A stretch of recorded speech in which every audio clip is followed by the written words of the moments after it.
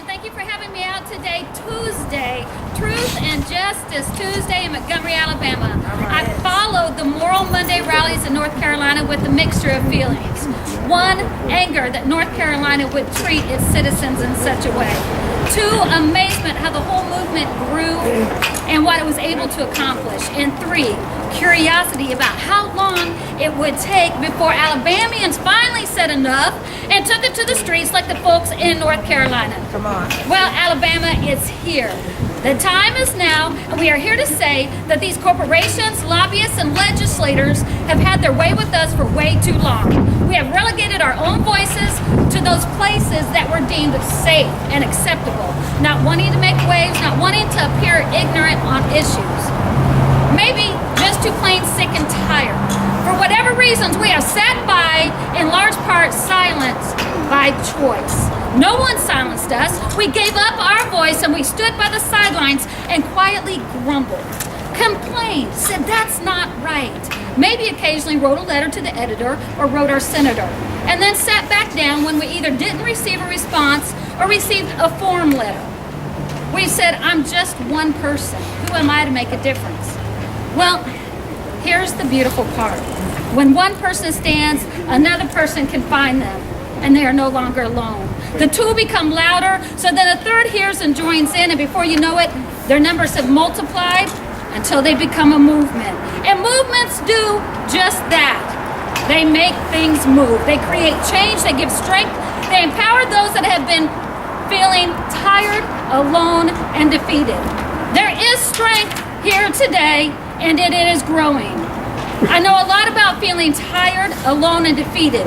You see, I am an advocate for our teachers who have been silenced and demoralized by these corporate education reform policies to such a degree that many are fleeing the profession.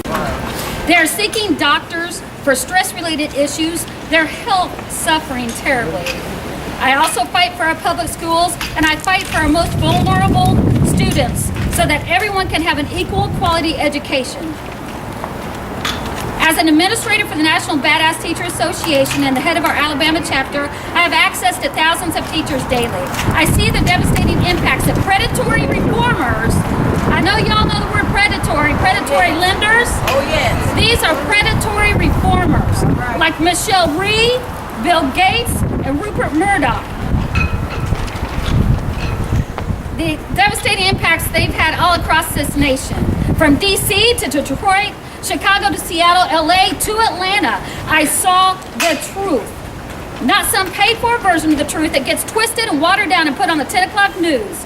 And since this is Truth and Justice Tuesday, I'm going to drop some truths on you so that we can hopefully join together to start moving towards justice for our children and our educators.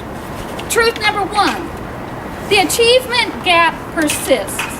Since I first started collecting the data to measure this gap, there's always been one. The gap between black and the white, the impoverished and the non-impoverished, actually began to close by a pretty good margin in the 70s and into the 80s, but then it became stagnant. It has stayed the same or worsened in some parts of the country for more than 20 years. No Child Left Behind didn't do a thing to improve this gap, so what makes us think that Race to the Top will? It is No Child Left Behind on steroids. Now, before you think I'm pointing the finger at our president, understand this. The ed reform movement is corporate driven and is a result of Reagan's business roundtable that included privatization and deregulation policies and practices. The language that became No Child Left Behind was written during Clinton's administration, but he couldn't get it legislated. No Child Left Behind became law under Bush, and that leads us to President Obama's Race to the Top. Both parties are for ed reform, and both are represented in the fight against Common Core. This isn't a blue or red issue. We must break away from our traditional views of what a Democrat and a Republican are. And we need to be willing to look at the truth if we want to truly improve our schools. Truth number two. Quality early childhood education and family involvement helps to decrease this gap.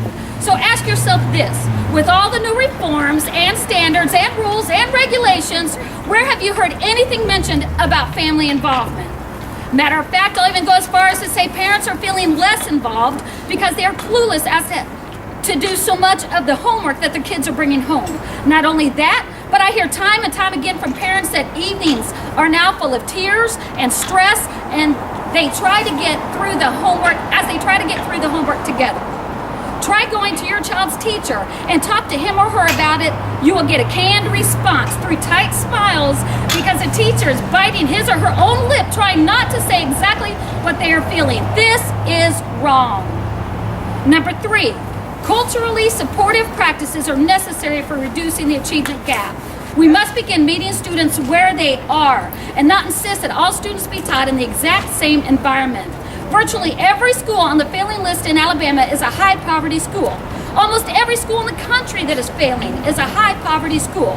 What does that tell us? It tells us that these children have needs that are not being met, either because of the cookie cutter way in which we teach our children, especially since No Child Left Behind, or because their schools are being starved of resources by people like road educated superintendents that are anxious to privatize our public schools.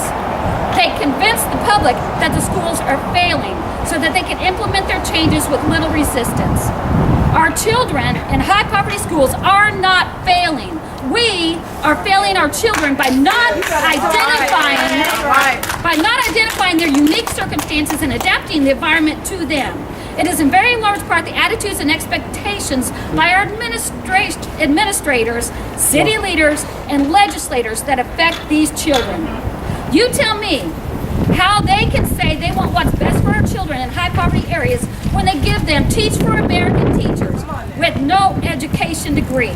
They let classes go for weeks on end with only substitutes.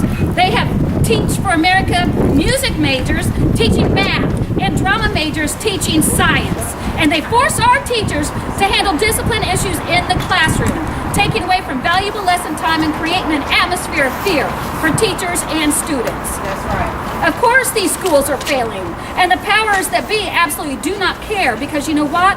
As soon as these legislators clear the path, they will move charters and virtual learning in, and all their buddies will start making millions of dollars, and our kids will suffer even more. Demand that our public schools be healed in our neighborhoods. Our children have the right to a high-quality education in their zip code, and it is possible. That's right. Do your homework. Do not buy into the propaganda. Number 4. I need you to bring it to a close. I am right there. Okay. Number 4, the achievement gap can be decreased in individual schools by way of strong leadership, support for teachers, and a long-term research-based approach to a specific school's needs. Does your school have strong leadership, or does it have strong armed leadership? Is anything that is happening in today's world of education reform research-based? No, it's not. None of what is happening is based on sound educational practices, and I encourage you, when they tell you different, you make sure and do your homework, because when you look at the research they give you, all you will find is a money trail that leads right back to the predatory reformers that will benefit from these studies. For goodness sakes, a corporation takes more time in creating a new flavor of ice cream and trying it out in a test market than what they have done testing these new measures. Aren't our children worth the time and research to make sure things are right and appropriate? So there you have it. 4 truths as listed by the National Council of Teachers of English that I don't think any one of us here would dispute. But none of it is addressed in these new measures to reform our schools. All we ever hear about is college and career ready, test scores and data, closing schools and evaluations. How will we get our at-risk children to those benchmarks if we can't keep them in school, keep them interested, keep food in their stomachs, keep the violence out, address their emotional needs, and help bridge the gap between home and school? We must address those issues so the children can then go about the business of being a student. We must continue rallying. We must speak before city councils and boards of education. We must write our legislators and tell them that they will lose our vote if they do not begin fighting for our public schools. We must hold them accountable and insist on transparency in their actions. Our urban communities are being stolen from us right before our very eyes. Communities like North Huntsville will no longer be recognizable by 2016. Only 3 schools with a history linking them to the community will be left standing if our road superintendent has his way.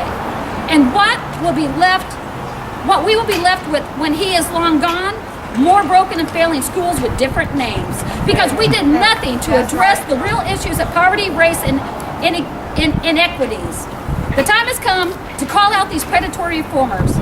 As Martin Luther King Jr. said, our scientific power has outrun our spiritual power. We have guided missiles and misguided men. Come on now. We have the truth now. We must demand the justice. All right, all right.